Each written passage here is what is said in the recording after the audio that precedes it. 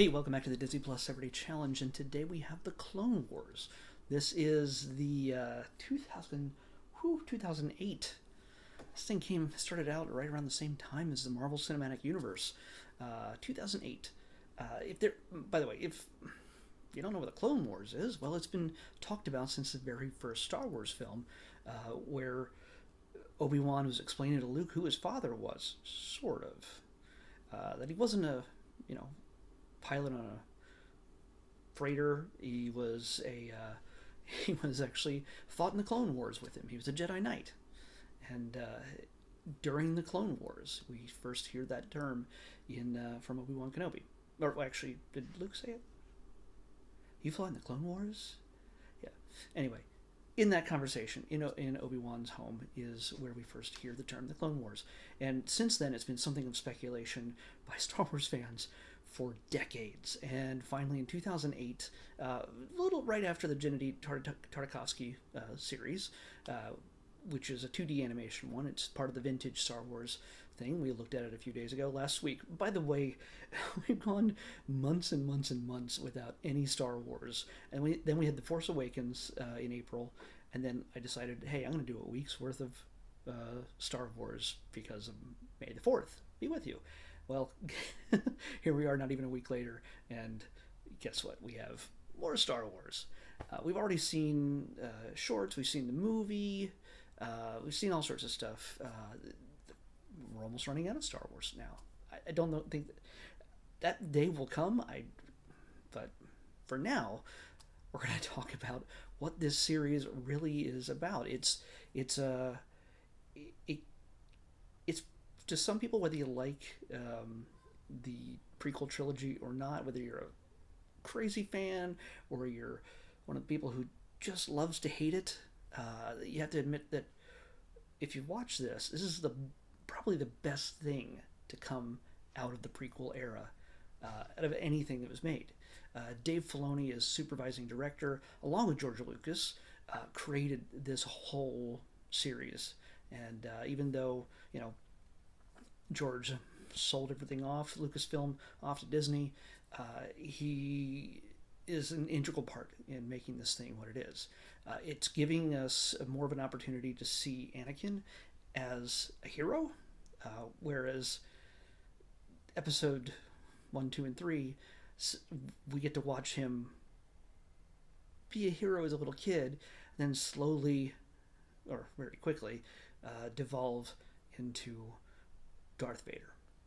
He's a murderer of not just the men, but the women and children too, in Attack of the Clones. And of course, he beheads Dooku in Revenge of the Sith, and then of course turns fully to the dark side with the help of Darth Sidious.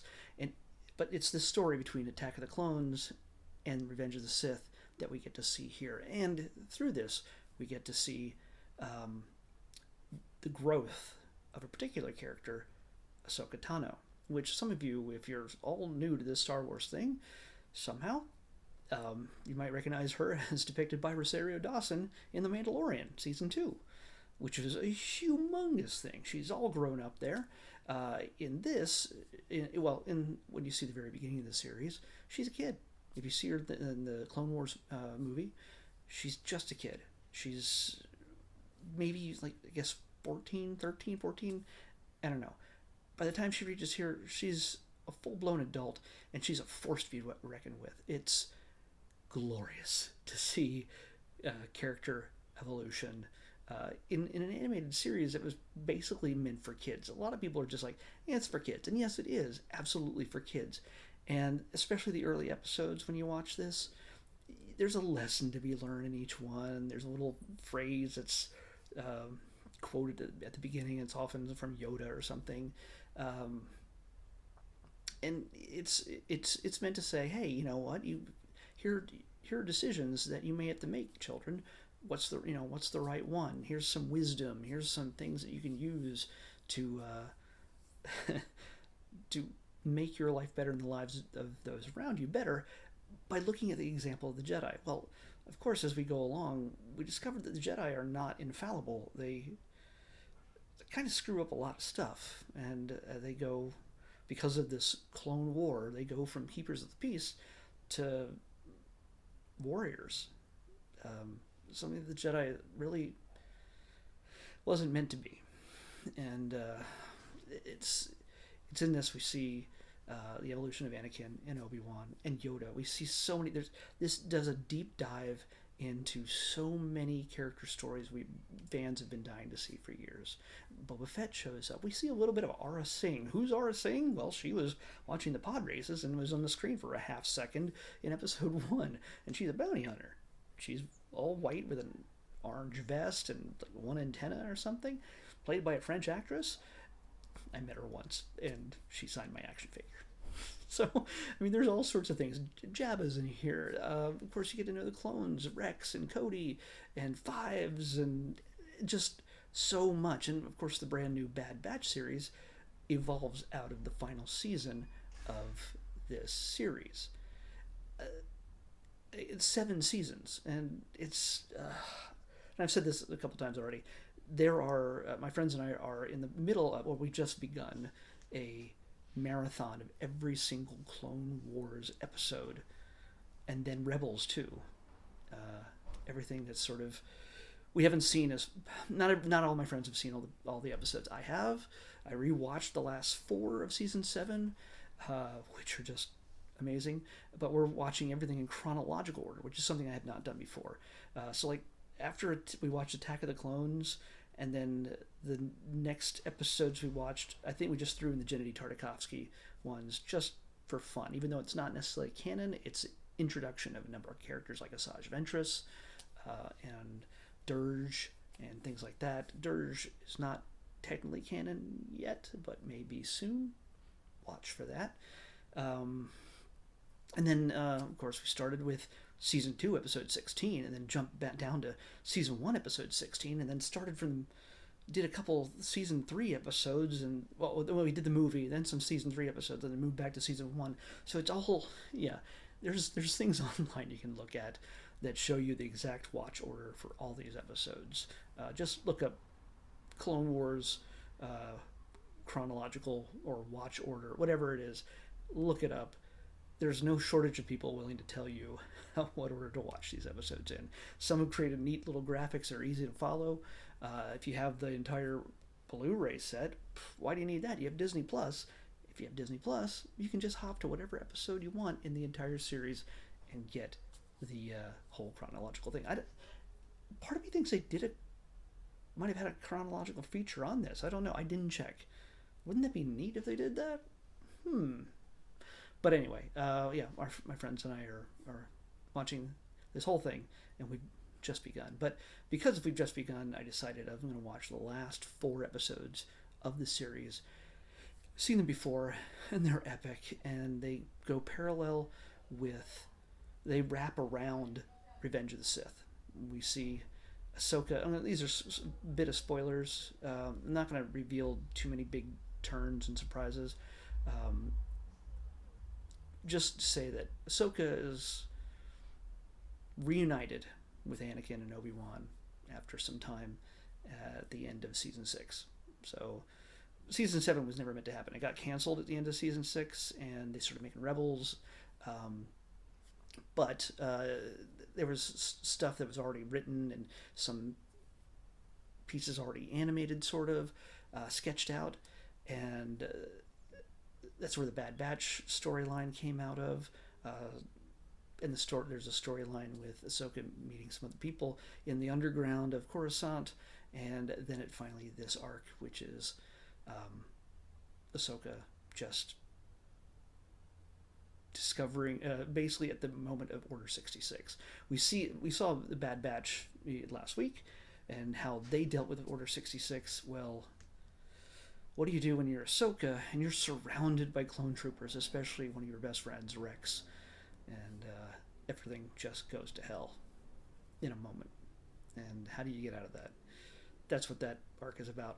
Won't say anything else, but it does have one of the best finishes of any series I've ever seen, ever. It's full on Star Wars. If you ever thought, no, this is just for kids and it's not for me and it's just dumb, I say if you have Disney Plus and you love Revenge of the Sith and everything else, it helps to know who Ahsoka is and Rex and who these characters are. It has more meaning, but you don't have to. You can enjoy the last 4 episodes and get a whole new perspective on what was going on elsewhere. Because the question had been always asked, where was Ahsoka this whole time when Revenge of the Sith was happening, when Anakin was going down and becoming Darth Vader and battling Obi-Wan and everything else, and Order 66 and everything else. Here's your story. Here's the whole freaking story. And the most beautiful thing is that a certain other Darth is involved in the story, which you can probably tell who that might be. He's back, if you didn't know already. Of course, you saw it in Solo, but that was he was that was after his first death. So yeah, might have been confused by that if you didn't watch Clone Wars. Clone Wars brings him back. Surprise! Somehow you wonder how that could happen. Well, they explain it to you. Clone Wars is there's so much happening in this thing, and the great thing about this is that even if it seems kind of wonky and the animation doesn't really work for you in the first season, it evolves. Every season gets better somehow. I mean, the quality, the look of the characters, the environments, the detail, the color, all of it, every single detail. Oh, and by the way, the music, I can really, they don't use a ton of John Williams stuff in the bulk of the series, but in the last 4 episodes that I saw, there's a lot of John Williams, but then there's also some really astounding non-John Williams music, especially around, like, once you know that Order 66 is coming, that it's about to happen, there's this, I almost want to call it ambient, just dirge of music, of sound that fills you with dread. If you know what's coming, but it really locks it in, and it's so beautifully done. It's so intense, and eventually when everything just cuts loose, it's goosebump inducing. So yeah, I can't recommend this enough. Especially if you're a Star Wars fan, if you somehow put it off and said, I don't want to do cartoon kid stuff, do it. Yeah, find a child in your family, in your neighborhood that don't start grabbing kids off the street. That's awful. And as a justification for you watching Star Wars cartoons, if you need that kind of justification, if you think your wife or husband or partner or anybody else might be looking at you funny just because you're watching Star Wars cartoons, well, poo on them. I don't need to tell you that. Just watch it and enjoy it. And yeah, honestly, like I said, even if you're not going to watch any of it, watch the last 4 episodes of the series, and it will just freaking blow you away. Tell me I'm wrong if you want in the comments. Tell me I'm wrong, but I'll make a liar out of you. Yeah. All right. So yesterday, we're going to pick tomorrow's episode, but I accidentally hit the button twice as I was putting it down, so I already know the number for tomorrow's episode. And I've known it since yesterday, so I'm going to show it to you now. It's number 329. It's a mistake I made, but 329, I already looked it up, of course, but I'm going to take you to it. 329, we're going back to Marvel Land, but not necessarily MCU Marvel. This is a series that appeared on Hulu and features one of my favorite comics. It's an adaptation of one of my favorite comics. Does it live up to the hype? We'll find out tomorrow. We'll talk about it. I think I'm going to watch at least the first 2 episodes. I've seen the series already in its completely, but because we're doing this, I'm going to stick to my promise of watching everything that I can. So, first 2 episodes of Marvel's Runaways is what we're coming up against tomorrow. Marvel's Runaways. The first 2 episodes shows the story from one perspective, and then shows the first episode again, in a sense, from a second perspective. And that it forms the basis of the entire series.